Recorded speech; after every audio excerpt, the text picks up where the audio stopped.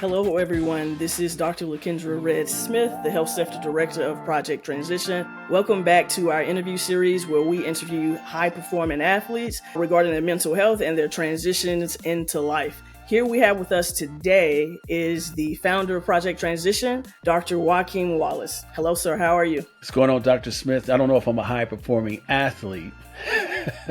Those days are way over for me, but thank you for having me on. Thank you for that. So if you don't mind, I don't want to disrespect your introduction. I know you wear many hats. You have many talents. So if you don't mind telling our audience and our listeners about yourself. Oh, wow. So let's see, where would I start? So currently right now, I am a financial advisor, as well as I'm a teacher as well. So I teach at the university level. I teach at Golden Gate University as well as Chabot College. Obviously, Project Transition is near and dear to my heart, as well as I love doing voiceover work well. So I'm a voiceover artist, and I do TV work for ESPN Plus in terms of basketball and baseball for the Santa Cruz Warriors G League team and St. Mary's and Santa Clara Athletics. So again, I do a lot of things. I don't know how I do it because it's only 24 hours in a day. I've always been one that need to stay busy, keeps my mind moving. I don't like, idle mind is the devil's best friend. Therefore, I'm always trying to keep myself busy and be very productive out there.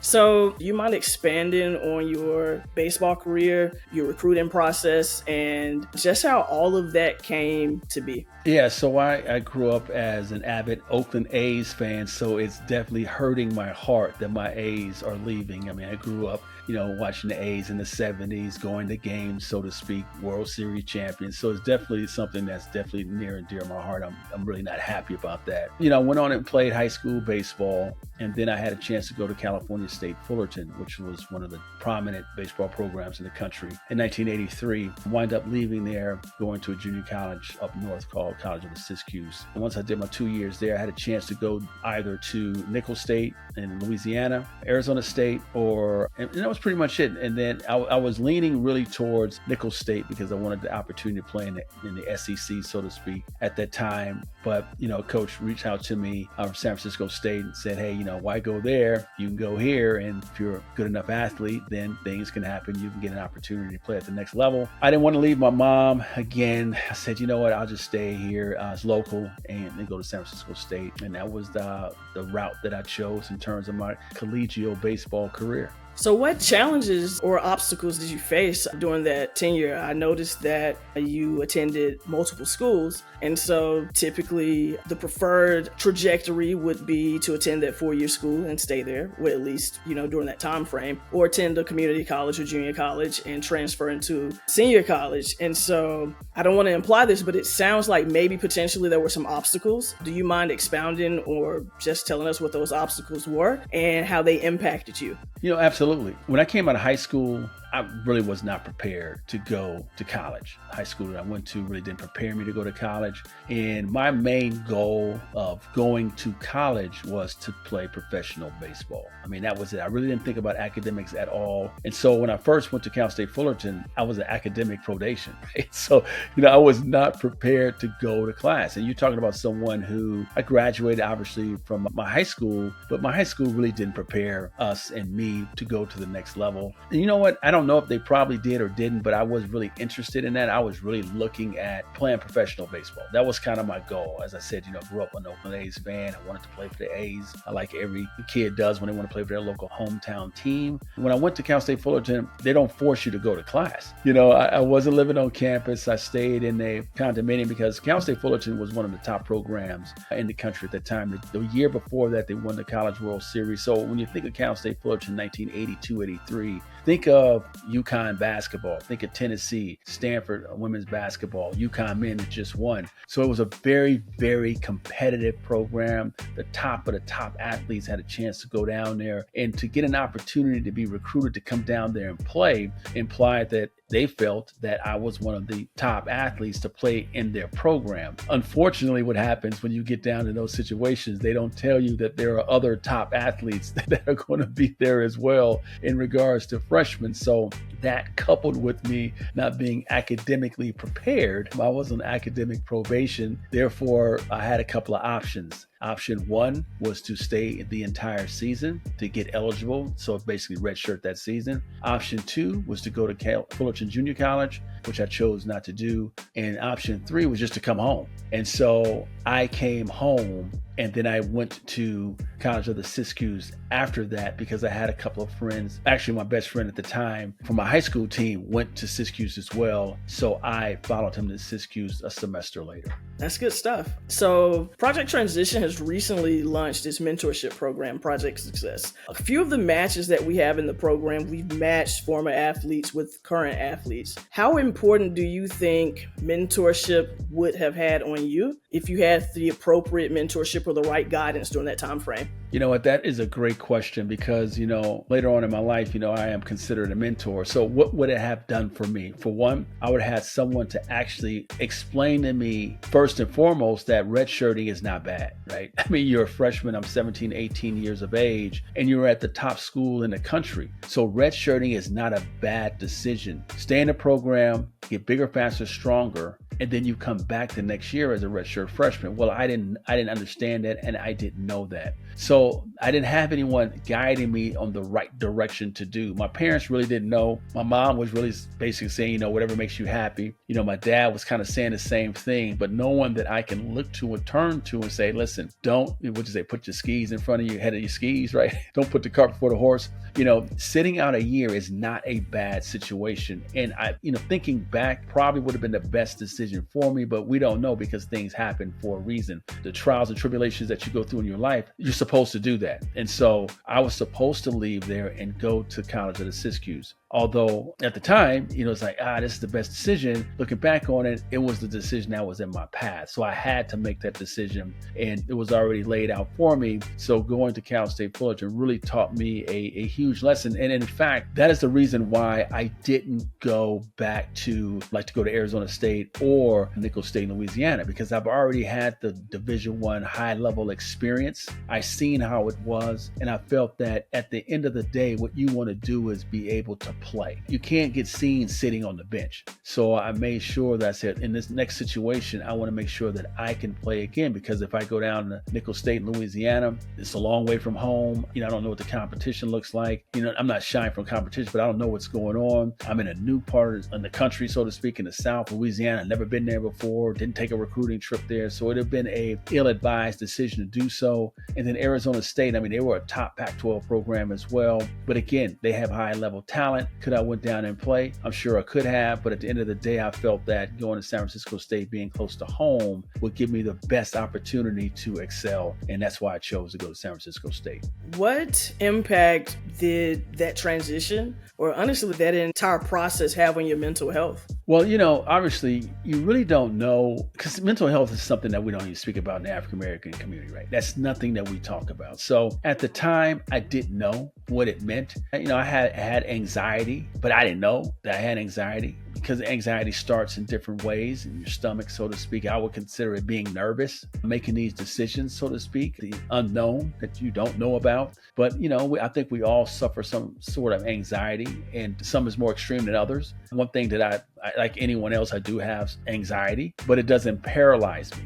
That's the difference between the two. So I recognize it, I understand it, but it doesn't paralyze me. But again, in my opinion, everyone has anxiety. It's just to what level it is at. And so it really was something that I really didn't know about until I matured and got older and start understanding that, mental health is a serious component, right? And you really don't know, because in our communities, we don't really talk about it. So it's one of those things that you don't know what you don't know. Absolutely. So in hindsight, understanding that we don't know what we don't know, what resources do you wish you would have had that would have helped you from a mental health perspective, that would have helped you navigate those waters easier? I think the biggest thing is just having someone to talk to. And that's why, I consider myself a mentor. I love mentoring, because it gives you an opportunity to shed your experience and allow you to look at things from a different lens, because we're always looking at things in the present versus in the future, and allow you to take a step back and taking a look at it from the totality of it all, look at it from a different perspective, and then you will not be making any emotional decision, because you have emotional decisions that you make irrational. What's rational to me may be irrational to someone else. So what I mean by that is me leaving Cal State Fullerton, someone would say, well, that's an irrational decision. But to me, it was a rational decision because of the state that I was at that time, but not having a mentor to really allow me to decompress, look at it, talk to someone about it, look at the pros and cons, or actually do a pros and cons and take it from that perspective.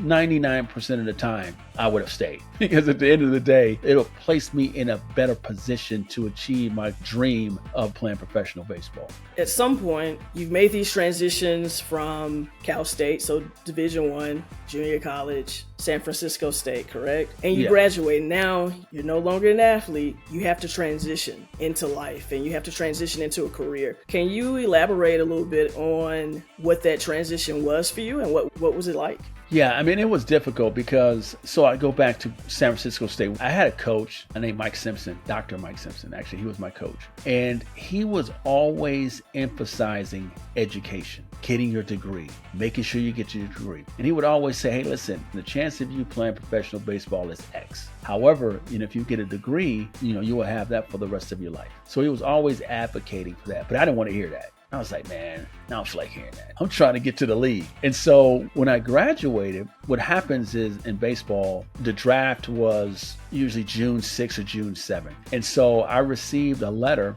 in the mail. Remember, this is a letter in the mail. This is back in the day, right? 1986, 1987. So I received a letter in the mail from the Major League Scouting Bureau. And it basically said that your name has been submitted to the Major League Draft. I was like, oh my God, this is great. And it gives you a walkthrough of things to expect. So you get a letter from the Major League Scouting Bureau. And then within that letter, then there's another letter from the NC2A, basically saying once you become an amateur athlete, you can't do this, that, and the other. So it's like a protocol situation. And so I felt that I was going to get drafted. Now, round one is on the first day. So I knew that wasn't going to happen. I was like, well, I'm not going to be a first round pick coming from a D2 program. That's not going to happen, right? And this is before cell phones. This is before beepers. Well, I think we had beepers in 86, 87, but I didn't have one. Just before all that, that's when you had a traditional landline. The first day happened. I knew I wasn't going to get anything. No problem. I was like, okay, no big thing. The second day, I was like, okay, this is going to be the day. And that day went through, no phone call. I remember Dr. Smith, I was literally picking up the phone. Okay, is the phone working? Is the phone on the hook? What's going on? Why? I made sure no one called. This is when you had call waiting. No one called. I don't want a busy signal. Nobody called me this day. So if someone called, I'll just hang up. Hey, listen, I'm waiting for this call. Hang up the phone. So that whole day went and I didn't get a phone call. I was like, oh my God, what is going on? So I remember I called my coach, Dr. Simpson. I said, hey, we call him Skip. Skip, I didn't get a call. And he said to me, well, Mark, if you don't get a call on the second day, the chance of you getting picked up is slim to none. You have to go free agency. I was like, oh my God, are you serious? Oh my God, I received this letter. I thought I was going to sign this contract, whatever, right? Oh my God. So the next day, you're taking me back memories now. I'm getting verklempt here now. No, just kidding. The next day, I was just pretty much just like, I was depressed, because think of it this way, from age 6 to age 21, 22, the only thing that I focused on was playing professional baseball. I didn't think about anything else. And so when it didn't happen, I was lost. I really was lost. And I went to a couple of free agent camps and I was like, you know what? I just didn't have the drive. I just didn't have the ambition. And I just said, you know what? I'm done. And I went back to school. I didn't drop out of school. I went back the next semester and working on my economics degree. Now, during that time, like I said, I'm a person that needs to be busy. And so I was really always fascinated with the piano, just fascinated. And I just was like, how do people actually know what notes to hit on the piano? And so I taught myself how to play the piano at that point. And that was my way of kind of taking my energy into something else. And then, from there, things kind of progressed on from there. But, obviously, I wish I'd have had, some guidance. But, the interesting thing, Dr. Smith, is I did have the mentor. which was my coach, who was telling me what to do, and I just didn't want to hear it. I was like, man, you don't know what you're talking about. I'm trying to get to the league. And he was always telling me that. And we can go on about that, because that decision, going to San Francisco State, pretty much catapulted me into who I am today. Looking back at it, that was the decision that I was supposed to make. And he was very instrumental in that process, being that mentor, telling me the truth I didn't want to hear, obviously, but you're telling me the truth. And it led me on this path that I'm on today. I have a bunch of questions now. You play piano. Do you still play piano? So I toured as a keyboardist. I toured for a while. I was writing music, so to speak. I really enjoyed playing. At one point I thought I was going to get an opportunity to do a production deal, so to speak, to write music. I'm really into jazz, so jazz music. Man, I haven't played in like 10 years. I can still do some things around the piano, but not as once as I would have been if I had continued on practicing woodshedding. I understand. So, contemporary jazz, who's number one on your list right now? Jeff Lorber. Jeff Lorber is my guy. I've patterned my musical style of play to Jeff Lorber. I mean, I'm a fan of his. He's one of the phenomenal keyboardists, piano players, producers, out there. In my opinion, he's incredible. So, with that being said, you have an opportunity to save the world, but you have to pick 2 instrumentalists to join you to create a band to play this concert to save the world. Who are the 2 instrumentalists? First and foremost, it'll be Prince, if he can come back, and Jeff Lorber. Reason why I learned how to play the piano is that I went to a Prince concert. It was the Love Sexy tour. Again, this is back in 1986, 87, Oakland Coliseum. I go to this tour. I've been a Prince fan from the beginning. And he gets on the piano and he plays like for 10 to 15 minutes. Just incredible. And I was like, oh my God, this guy, I didn't know he was that good. And I went to school the next day and I locked myself in the piano room literally for hours upon hours upon hours from 1987 till I graduated to 1989. Never took any lessons. And so, you can see I'm smiling when I talk about music because I really love it. I enjoy playing. And playing in front of people is a great inspiration because you get the energy from the crowd, if you will, and they really, feed off of you. It's so much fun. That's incredible. Can you read music? No, I can read charts. You play by ear? I play by ear. Okay. Even still, very few people have the capacity, to be able to accomplish a feat such as that, especially later on in life. People kind of equate learning music and, to like learning another language, and you get the same educational and cognitive benefits from that. And so when I think about your ability to accomplish something of that nature, and I think about what happened at San Francisco State and you not being focused on education, right? At some point, education became important to you. What was the pivotal moment, or when did it click in your head that, okay, learning, being a continual learner is actually, and education is just actually important? Yeah, it was my aha moment. And when I say that my wife changed my life, she really did, because she went to Spelman, obviously.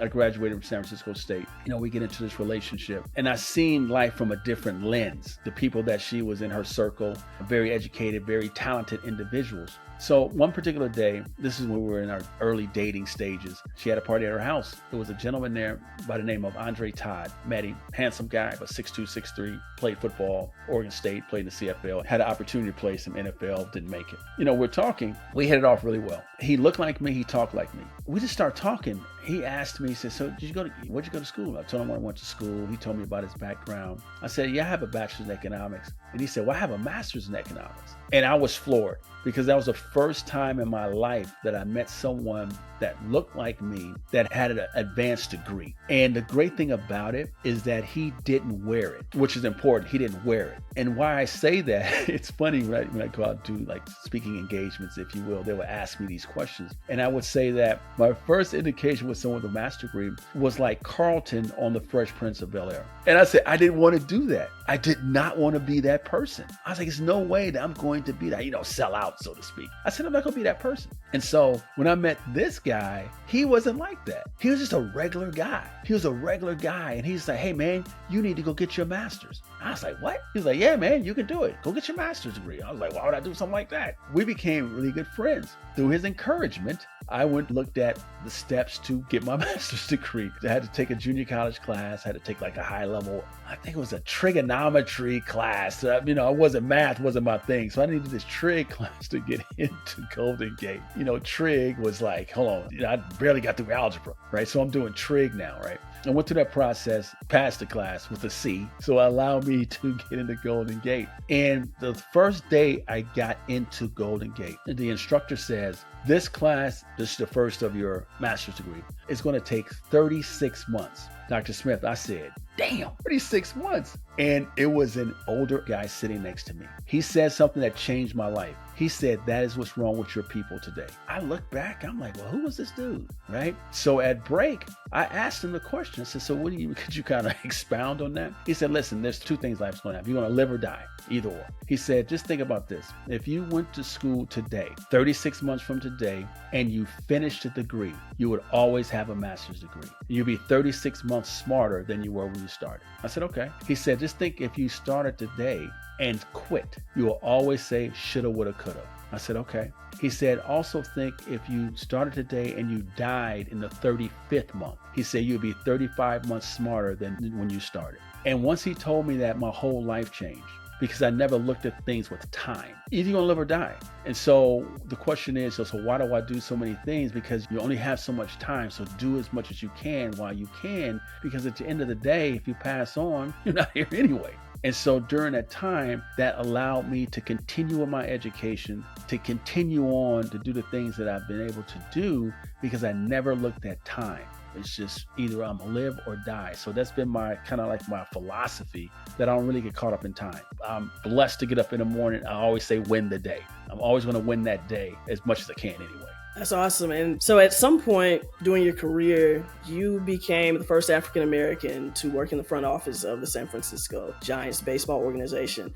Do you mind expounding on that for our listeners? Yeah, so Al Campanis did an interview on Nightline with Ted Koppel. And I remember watching it. It's like, okay, it was late. Ted Koppel, you listen to it. Al Campanis comes on, basically suggests that African Americans aren't equipped mentally to work in the front office, play quarterback, pitch, and these things of the nature, right? And so I go back to my mentor, Mike Simpson, right? A few weeks later, I get a phone call. Dr. Simpson says, hey, listen, you got an interview at Candlestick Park. And I was like, man, I'm not going out there. I'm still upset that I didn't, sign my pro contract. He said, you need to be there. All right. So I go out to this interview, Red, and I am not kidding, I literally had on some sweatpants, right? And so I'm sitting in this interview with Ralph Nelson, Al Rosen. Al Rosen was the GM of the Giants. Ralph Nelson was the assistant GM. Carlos Alfonso was the director of scouting. Dave Nahabedian, who was assistant director of scouting. So we're sitting in this interview, and he asked me, son, do you know why you're here? And I said, yeah, the interview for concessions. I said, I don't want to do concessions. I just came out here. My coach told me to come out here. He's like, nah, son, that's not what it is. We have an opportunity that we're going to start an internship in the front office of the San Francisco Giants. Would you be interested in that? I was like, yeah, but I want to play. I'm not really into that. So we go back and forth with this interview. He says, okay, we'll get back to you in a couple of weeks. So then the All-Star came. It was right after the All-Star game. So I'm watching the All-Star game, and they're interviewing Al Rosen during the game. And I say, that's the dude that I interviewed with. And I was like, oh my God, right? That's the guy right there. And so lo and behold, right after they called me back. And this time I went up to the shirt and tie. Trust me. I was like, okay, we do the interview. And they say, yeah, we're thinking about bringing you on. This will be your office, this, that, and the other. And I was like, all right, cool. Yeah, no problem. I was excited. A couple weeks later, they say, you got the job. Okay, great. So I go out there. My role was to work directly with Roger Craig, was the manager of the Giants, all of the staff. And I actually was the conduit between all of the minor league programs, teams, and the Giants. So I would report to Roger Craig every morning when he was there. I would go down to his office, sit down, we'd talk over scouting reports, this, that, and the other, right? So that's how that went. A couple of weeks later, right after that, the San Francisco Chronicle calls me and says, hey, we want to do a feature article on you. I said, okay. All right, no problem. And so I do this article, and at the time it was the largest feature article ever on one person in the Sunday edition of the Chronicle. It was 21 inches, which is really, that's like a whole page, and everything else is advertised. Sunday. So, everything is cool, right? And then Monday, Tuesday, it's like all these people start really coming. This is really a big thing, right? One thing that I'll remember is that when the Giants played, there's a couple of things. When the Giants played the Los Angeles Dodgers, Tommy Lasorda, the great Tommy Lasorda, came into the offices and was yelling, where's this Wallace kid at? Where's this Wallace kid? I want to meet this kid. Where is he at? I was like, oh my God, And so he was like, you're doing great things, continue the good work. So it was really recognized with everybody. And this is when I knew I needed to make a change. And so one day I was still hanging out with my guys, in the hood, hanging out. And we're walking down the street, and one of my guys come running across the street from the liquor store. He said, hey man, you're in Jet Magazine. I was like, what? I'm not Jet Magazine. He said, nah man, you're in Jet Magazine. Said, come over to the liquor store. Remember, I said the liquor store, right? And so I go to the liquor store, and the guy behind the desk, he said to his guy, he said, this is my guy right here. Here he is. I told you, this is him right here. And so they showed me the article, piece in the Jet. And he was like, oh my God, that is you, right? And then he gave me like 3-4 copies. At that moment, I knew that my life changed. I had to make a pivot because the things that I was doing, I can't do that no more. You remember Mark Curry, the comic. So me and Mark Curry worked together at this place called Pay and Save. He was like my manager. And then he blew up, right? So he gave a concert, kind of like a small concert in Oakland. I happened to go to the concert. So I'm sitting in the front. It was like a room about 200-300 people in the room. And he's going through his spiel. Mark Curry is really funny. And he sees me and he says, hold on, stop. Do you guys know who this guy is? And everybody was looking like, who is this dude? And he said, this guy is the first African-American ever to work in the San Francisco Giants front office. We need to get this guy a standing ovation. And everybody stood up and was clapping and whatnot. And I was like, oh my God, this is really big. This is really, really big. And again, life happens for a reason. And I was supposed to go to San Francisco State. And I was supposed to have met, Mike Simpson, because he was, like I said earlier, he was the mentor that I didn't welcome his mentorship because I wanted to do things my way because I wanted to play in the league, but the league wasn't in my path. I always say that, it's very important to take advantage of opportunities, but not people, right? And so for you to recognize that moment, although it appears that in this interview process, there may have been some mishaps, but for you to recognize, that moment and to take advantage of that moment clearly made waves for you throughout your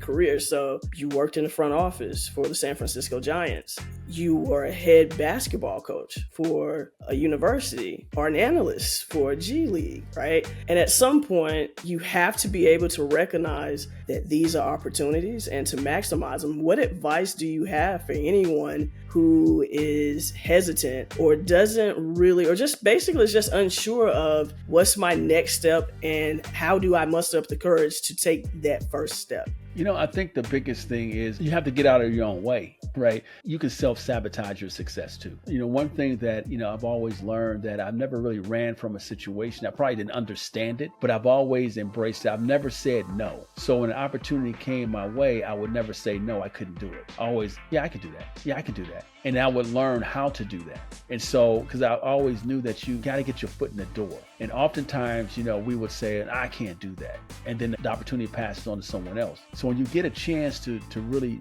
do the things that you want to do, you have to always say, I can do that. I can do that. Because that's going to give you the confidence going forward to be able to do the things you like to do. But for the most part, we're not taught that. You got to get comfortable with being uncomfortable. And once you get to that point, then your confidence level increases as well. You're able to do things that you felt that you couldn't do, obviously. And then you can make those things close the loop, so to speak. Because, I'm a very shy person. People really don't understand it. They don't believe that. Say, I'm an introverted person. But I've worked through that and understood that I can't be that way if this is where I'm trying to go. So you just have to learn how to turn it on and turn it off. But I've gotten better at it. We talk about the importance of education. So I told you I didn't want to be like Carlton, right? I want it to be a little bit different, right? But, what education does, it unshackles the enslavement mentality. So it allows you to constantly think outside the box, what I can do. And you can be extremely confident. I recall times when we started Project Transition in the beginning,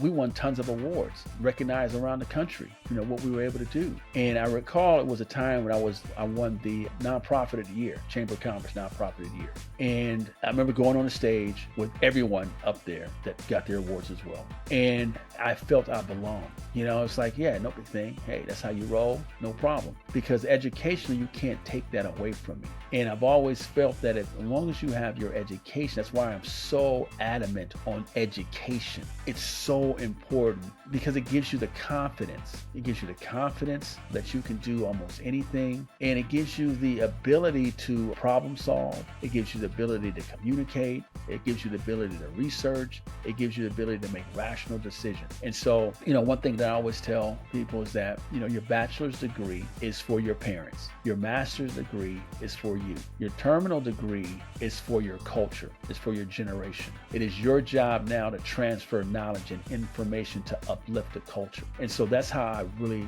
really, really attack it. In everything I do, I try to give information. I try to be there for those who ask. I don't wear it on my sleeve because I never wanted to do that. Unless you ask me these questions, right, then you get the answer. I'm really not comfortable with talking about these things, but at the end of the day, you can do your research and then you can find everything. I was doing some substitute teaching back in 2000, 2002, 3, and it was Black History Month. It was a middle school class. So the assignment was for you to do some research on someone and present it in Black history. So Frederick Douglass, whatever the case may be. And this kid did the research on me. That blew me away. He had his research. He had the articles. He went down the line. He was like, and Mr. Wallace did this here. And I was like, oh my God, that shows you the level of impact. He did his research on me. And I was like, wow, that's pretty cool. But it lets you know that how much you can impact people. Indeed. You've had very important exposure and network. You come from Oakland. We've all heard some of the, situations and circumstances surrounding the city right now, and all of it's not necessarily positive. And so my question for you, considering your successes, is what positive characteristics about your upbringing, where you're from, what characteristics did your environment afford you that were very pivotal to your success?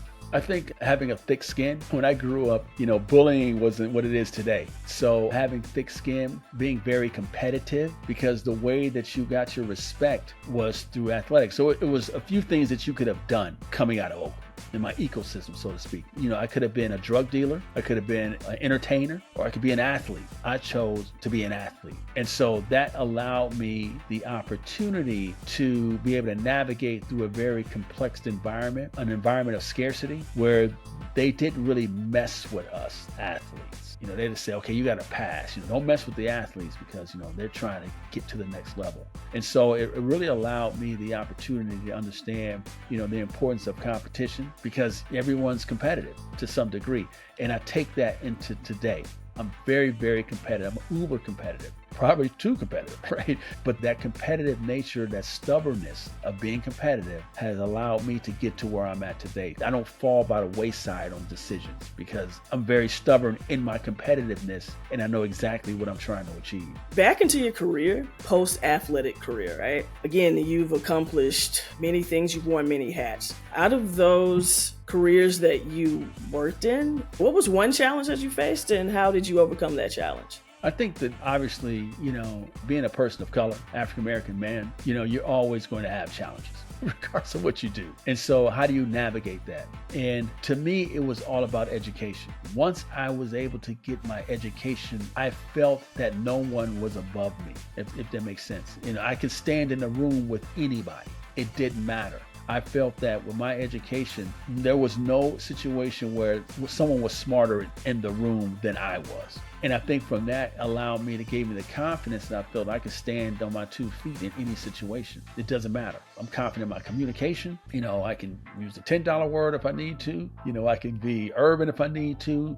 I can be in and out, wherever the case may be. But I felt and still believe that having the education really allowed me to feel that I am one of one and I don't have to bow down to anybody. And I feel when I walk into the room, I lift the room because of who I am. And so I don't shrink in those environments. And which is important because you're going to always face obstacles, but I don't shrink in any of those environments. That's great information. So considering the climate, the current climate across the country with some of the DEI initiatives and the quote unquote anti-woke movements, what you pointed out as a challenge is the reality for a lot of people right now. And so my question to you now is, what were the mental health effects on that? Because a lot of times people may see your confidence as a person of color as something negative. They may not acknowledge that as confidence. They may actually want you to diminish yourself in those rooms, in those spaces. They may not value you or your words the same as their peers that demographically are similar to them. And so what were the mental health impacts of working in those industries as a person of color, and what resources do you think would have helped you overcome some of those challenges? Yeah, that's a great question. So I would say the mental health piece of it, when I graduated with my master's degree, I couldn't get a job. I could not go out and get a job. I did everything that they said to do, and it didn't work out for me, which prompted me to start my own business. I started my own business as a byproduct because I wasn't able to get into the job market. And so mentally, that's challenging. You say, no one wants you. I just recall just sending out resumes and cover letters and never would get any response back other than, well, I get no's, obviously. And then, at that point, I was forced to start my own business. And that's how PT came into play. It was really a byproduct of me not being in position to get employed. So I had to create my own avenue in 1997 with PT, Project Transition. And so once that happened, it was extremely difficult. It was challenging because, you're doing everything that was said to do, but, with some racism involved in that because it all came out later on. And as we looked at it, everything came out in regards to how human resources had a hand into that. And, when I look at my cover letter, I was double cursed. I had a Hispanic first name and an African-American last name. So I was done. Like, okay, move that to the left. He definitely ain't gonna get in here, right? It really didn't matter what kind of degrees I had. It's like, oh, yep, no, there's Joaquin, no, and Wallace, yeah, it's double negative. Let's move him over here. And so that's what prompted me really to start, my own. This is like, I can't do the traditional route. So this is what I have to do to make it happen. So you go through your whole life trying to do it the right way, and they're constantly telling you no. So you're not going to have any confidence. So you have to start your own business and kind of go from there. So looking back at my own career, there were moments where I've faced similar challenges, but I think one of my biggest things is that I'm reactionary, right? I don't necessarily start stuff, but I will sometimes react. And there were moments where, although I wasn't wrong in the initial phase of my challenge that was, presented in front of me, there were moments where in hindsight, I had to recognize where I too was the villain in my own story. That allowed me to be more accountable, and that definitely helped in my growth and development. So do you recall any time during that time frame where you potentially were also the villain in your own story? I think when you go into the situation, you're kind of bitter. I recall I had an interview for an executive director position in San Francisco. And I remember the interview was at 1:00 and I was coming from Oakland. And I got there late, like 1:10. And I called, hey, I'm going to be late to the interview. And I was like, okay, fine. I got in the door and because I used to have dreads at one point. People probably don't know that. So I used to wear dreadlocks, long dreads. And so I get into the interview and the woman, they said to me, literally, Dr. Smith, they said, we're not interviewing for this position. And I said, well, no, I had an interview at 1:00. And they said, no, you must be mistaken. I was like, okay. So at that time, I realized that my perception was the reason why I didn't get it. And so immediately after that, I went and cut all my dreads out of my hair. And when I had dreads, it was before it became fashionable. Where Susan Taylor from Essence said, I want to celebrate your dreads. The mainstream didn't. And so at that moment, I said, okay, it's all about perception. I need to be on time. I need to be accountable. The things I need to do that I didn't do. So I know I had a hand in that one. And it kind of changed my outlook. I got to be perfect. I have to be spot on. I don't have any opportunity to not be the best. I got to present myself the best. I got to come off as the best. I got to be on time. That's kind of what flipped the switch. It was like, okay, this is where it's going for me.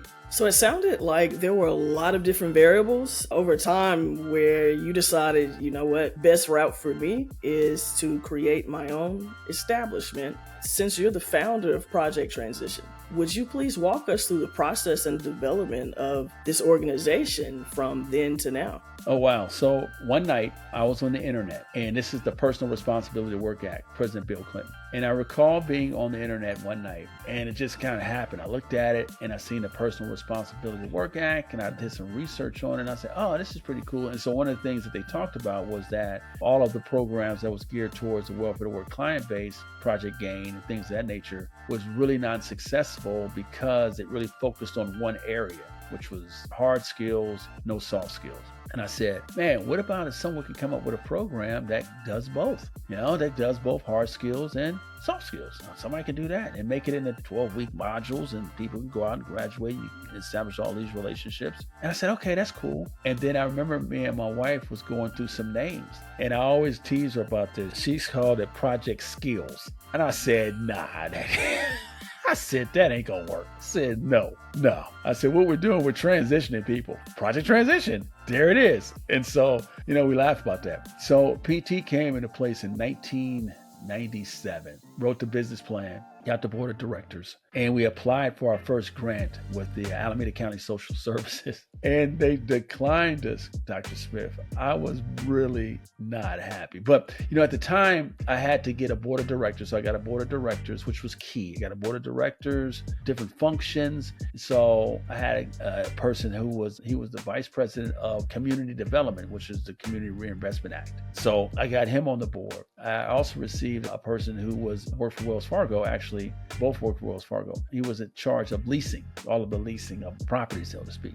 And then I got a person on board. His name was Frank Tucker. He had his own internet access, Tucker Internet. So I got him on board. And then I got a woman by the name of Audrey Rice Oliver, fantastic African-American woman, just incredible. She was on the board of Girls Inc. at the time. She was running for mayor. She changed my life because she taught me how to communicate. I mean, she was incredible. But all of that was a byproduct from my roommate I had in college, because one day he calls me on the phone. He says, hey, what are you doing? I told him what I'm doing. I said, I'm looking for a space. He says, go down to this space on 14th Street. I got a space over there. You can use it. I said, okay. So I go in there and we worked it out. And his attorney was in the space. I pitched my idea. He said, I think my dad would love it. He introduced me to him, and then I got this board of directors. At the time, one of the board of directors donated a space for Wells Fargo, so I had my own space. And it was in the bottom of the bank, so we call it the Vault of Knowledge.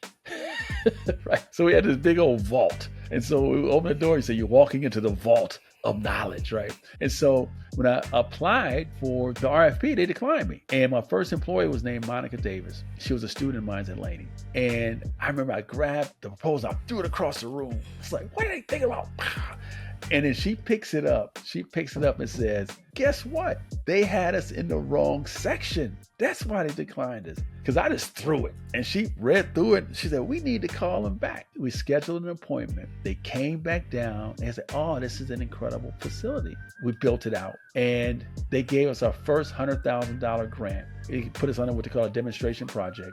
And then from that point, we had like 3-4 million from that point forward. It just was like this one moment, from Project Skills to Project Transition, PT, and we was able to do a lot of spinoffs with that. So on the reboot, we wanted to take a different approach. Mental health, obviously, is a big thing. And mentorship, because I feel that mentorship is so important. It's so important. If I'd have had mentorship earlier, maybe I made different decisions, but the mentor that I had, it was one that I didn't want to recognize, as I said earlier. I always want to make sure that I'm always available to everybody. I'm always speaking to folks. I do whatever they want me to come in and speak and things of that nature. And I just try to kind of give you my perspective on how I see things anyway. And it works out. I mean, people really enjoy being around me. I think I'm a fun guy to be around, so it's all good. That's good stuff. So right now at the moment, because you've had a multitude of transitions. The most current project that you're working on, you have this generational wealth model. Oh, don't get me started on my 7-stage generational wealth model. You can think you got time for that. My 7-stage generational wealth model, you see I'm smiling from talking about this. Being in the financial industry, I've determined that there are a lot of individuals that are out there who are speaking of financial literacy and financial and generational wealth. And I firmly believe that you can't accomplish either of those without having generational knowledge. The 7-stage model suggests many of your decisions within your financial behavior relationship begins in stage 1, which is your internal and external ecosystem. Stage 2, which creates your financial genetic code, which focuses on trauma and anxiety. Stage 3 focuses on financial healing, reprogramming your financial genetic code, which is a byproduct of stage 1. Stage 4 is financial edification, which speaks on financial literacy and financial inclusion. Stage 5 is financial well-being. Stage 6 is financial planning, generational knowledge, which focuses on creating financial footprints, so to speak, which leads you into stage 7, which is generational wealth. The model is based on 3 areas. Your past is stages 1 and 2. Your present is stages 3 and 4, and your future is stages 5, 6, and 7. So it's 3 areas that we focus on in the model itself. So the reason I bring that to the forefront, because clearly your transition from being an athlete to an individual that wears many hats to this expert in finance who has really developed a model to help people transition their financial landscape into something that realistically our community has not really seen before. And I think that's important because honestly, when you think about most of the problems that most people have, money is kind of the root of it, whether it's mental health. A lot of their stress is, can I pay the bill? Can I pay this car note? Can I retire? Money is really at the forefront of that, and being able to transition even from that perspective is very pivotal to people being able to live a comfortable lifestyle and a lifestyle that could realistically transform their lives and their kids' lives and their community lives.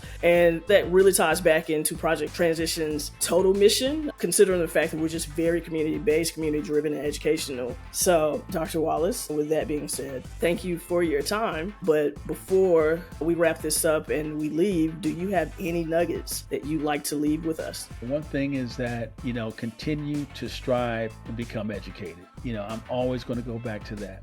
Always learn something new.